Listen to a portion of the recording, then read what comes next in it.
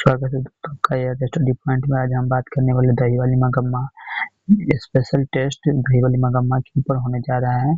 Class 10th subjective question objective पहले हो चुका है, जिसका वीडियो मैंने यूट्यूब पर अपलोड कर दिया है। ये वर्णिका का अध्याय नंबर 1 है। चलिए आगे देखते हैं क्या है। जीवन में गणेश जी का ऐसी बात बहुत जरूरी है। श्री गणेशाय नमः।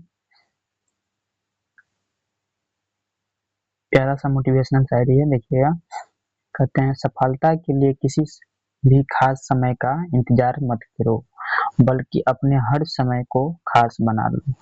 इसमें कहने का मतलब है कि अगर आप लोग कहते हैं कि आज छोड़ो न कल कर लेंगे, कल छोड़ो न परसों कर लेंगे, तो ऐसा बिल्कुल नहीं करना है। जिस समय आपको जो काम करने को मिलता है उसी टाइम पे आप किया कीजिए, क्योंकि इससे यह होता है कि अगर आप उस टाइम छोड़ देते हैं तो इससे आपका धीरे धीरे मनोबल टूट जाता है, इसीलिए आपका मन उखड़ सकता है। इसलिए जो काम जिस समय मिले उसी टाइम पे कर लिया कीजिएगा।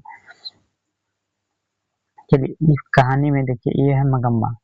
मगम्मा है, ये मगम्मा का पोता है, मगम्मा की बहू है। मगम्मा का बहू का नाम क्या था? नजम्मा था। क्या था? नजम्मा।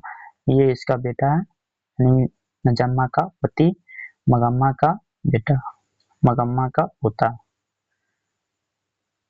मगम्मा का पोता, मगम्मा की बहू, मगम्मा का बेटा। ठीक, ओके। चलिए आगे देखते हैं। पहला क्वेश्चन है, कहता है मगम्मा का अपनी बहू के साथ किस बात को लेकर विवाद था। इसका आंसर कुछ इस तरह से देना है। मगम्मा मगम्मा का अपनी बहू नजम्मा के साथ पोते को लेकर विवाद था। मगम्मा के बेटे भी बहू अपने मगम्मा के बेटे को भी उसकी बहू अपने बस में कर ली थी, इसीलिए दोनों में हमेशा विवाद होता था। इसका आंसर कुछ बहुत ही शॉर्ट में मैंने लिखा है, आप लोग देखिएगा, ज्यादा कठिन नहीं है। इसको इस तरह से बोलिएगा, देखिए। मगम्मा का अपनी बहू नजम्मा के साथ पोते को लेकर विवाद था। मगम्मा के बेटे को भी उसकी बहू अपने बस में कर ली थी, इसीलिए दोनों में हमेशा विवाद था। बस हो गया, सिंपल सी बात, इतना ही बोलना है, ज्यादा नहीं। चलिए तो क्वेश्चन नंबर 2, कहता है रंगप्पा कौन था और वो मगम्मा से क्या चाहता था। इसका आंसर कुछ इस तरह से देना है। रंगप्पा मगम्मा के गांव का एक जुआरी व्यक्ति था, जो कुछ पैसे कर्ज मांगने के लिए मगम्मा के पीछे पड़ गया था। बस सिंपल सी बात है, इतना ही याद करना है, हो जाएगा। कमेंट में लिखिएगा। क्वेश्चन नंबर 3 में कहता है बहू ने सास को मनाने के लिए कौन सा तरीका अपनाया। तो यहाँ पे उत्तर लिखिएगा। बहू को ऐसा लगा था कि यदि माँ से समझौता नहीं किया गया तो माँ का पैसा कोई और ले लेगा।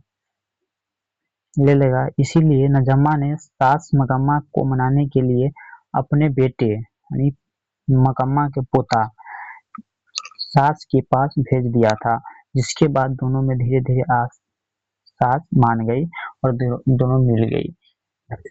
बस सिंपल सा बात याद रखना है।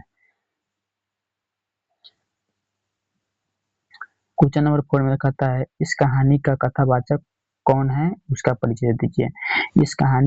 इसको इस तरह से बोलना है, देखिए। इस कहानी में मेन लेखक कौन है, उनका परिचय देना है। जैसे इस कहानी में कौन है मूल रूप से, तो वो श्रीनिवास जी हैं, जिनका पूरा नाम मास्तिक वेंकटेश अयंगार है। इनका जन्म 6 जून 1891 ईस्वी के कोलार के कर्नाटक में हुआ था। इसको इस तरह से परिभाषित करना है, देखिए। इस कहानी का कथावाचक मास्तिक वेंकटेश अयंगार है, जिनका जन्म 6 जून 1891 ईस्वी में कोलार कर्नाटक के कोलार में हुआ था। वह कन्नड़ साहित्य की एक सर्वाधिक प्रतिष्ठित रचनाकारों में से एक हैं। उनका कविता, नाटक, आलोचना, जीवन चरित्र आदि सभी में महत्वपूर्ण योगदान है। बस इतना ही लिखना है, हो जाएगा। आप लोग कमेंट में बताइएगा। यहाँ पे देखिए क्वेश्चन नंबर 5 में कहता है मगम्मा का चरित्र चित्रण कीजिए, तो इसको इस तरह से लिखना है, मगम्मा क्या करती थी नहीं करती थी, पूरा को इसमें लिखना है। जैसे कि आप देखिए, मगम्मा क्या करती थी, दही बेचती थी, मगर दही बेचने कहाँ जाती थी, घर से 3 मील दूर जाती थी, बेंगलुरु शहर में जाती थी बेचने। उसी बात को यहाँ पे लिख देना है। जैसे मगम्मा मगम्मा एक विधवा औरत थी जो अपना पेट पालने के लिए बेंगलुरु शहर में दही बेचती थी।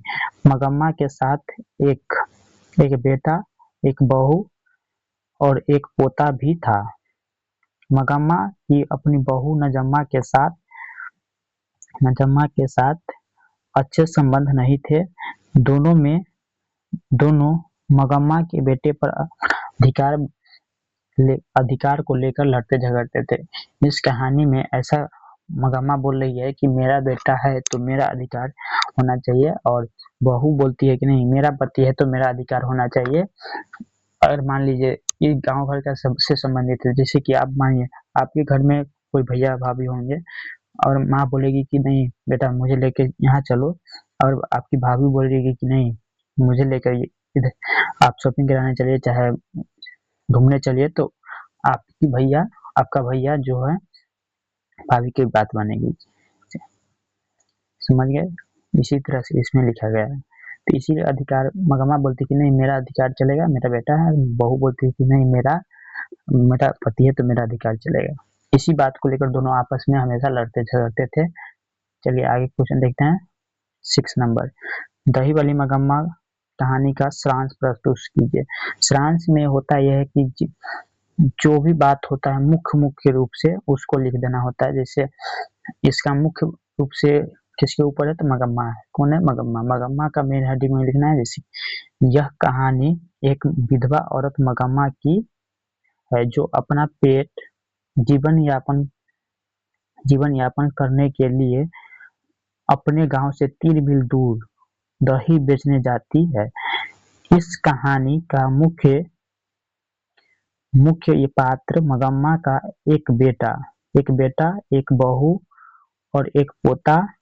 मगम्मा दही बेचकर भी पैसा कमाती थी और उस पैसे से घर के कार्यों में करती थी, परंतु एक दिन उसकी बहू नजम्मा के साथ उसका विवाद हो गया, जिसके कारण मगम्मा अलग खाना बनाकर खाती है। इस कहानी में अक्सर घरों में होने वाले घटनाओं को दर्शाया गया है कि जब तक बेटे की शादी नहीं होती तब तक वह माँ की बात मानता, जब शादी हो जाता है तो माँ की बात नहीं मानता, उसमें बहू की हक हो जाता है अपना, और उसकी जो पत्नी होती है उसकी बस में हो जाता है वो, ये समझा रही है। चलिए ठीक है, थैंक यू, धन्यवाद। इतना ही क्वेश्चन था आपके बुक में, 7 क्वेश्चन। अगर आप लोगों को और एक्स्ट्रा क्वेश्चन चाहिए तो आप लोग कमेंट में लिखिएगा, मैं और एक्स्ट्रा क्वेश्चन इस चैप्टर का पीडीएफ बना के करा दूंगा।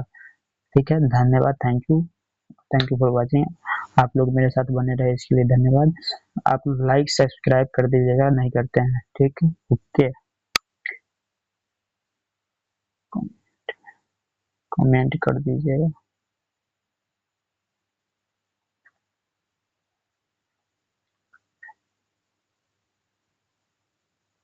थैंक मिलते हैं इसी तरह से कल फिर एक नए वीडियो के साथ। Bye bye, tata, see you.